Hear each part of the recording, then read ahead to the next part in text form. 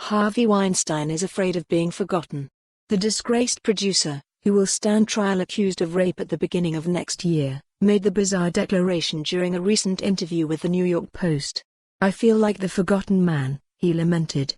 "I made more movies directed by women and about women than any filmmaker." Making no mention of the more than 80 women who have accused him of sexual misconduct, or the criminal charges of rape and sexual abuse, he bragged about championing women in Hollywood before it was vogue and branded himself a pioneer. What a bright idea that interview was. The former Hollywood mogul continues to deny the slew of allegations against him, but not as fiercely as he seems to insist that he does not deserve what is happening to him. Weinstein seems less concerned about convincing the world that he did not use his power and influence to rape, assault and manipulate women. Instead, he is irritated that his chequebook no longer buys his accusers' silence. Did he really believe anyone would feel sorry for him? Clearly someone in his team did, as Weinstein shuffled into a recent bail hearing on a Zimmer frame. Bail was set at $5 million, so at least the chequebook is still good for something. Flanked by his legal team, Weinstein was the picture of malaise.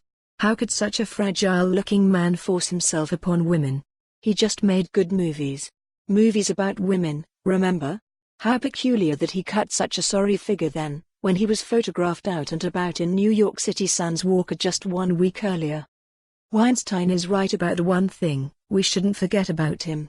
We shouldn't forget about his lawyer's memo, which suggested he set up a foundation dedicated to gender parity in Hollywood in a bid to salvage his floundering reputation, or how his legal team told him how it was very doable to discredit women who had come forward to accuse him. We should not forget that the former producer and the board of his film studio have reportedly reached a tentative $25 million settlement with dozens more women who have accused Weinstein of rape, assault or sexual misconduct. We should remember that the settlement would not require Weinstein to pay those accusers out of his own pocket or admit he did anything wrong. Most importantly, we should remember how, throughout this whole ordeal, Weinstein has tried to paint himself not just as a victim but some sort of feminist hero. Don't worry, Harvey, history will neither forgive nor forget. For more on this story, visit the news article link.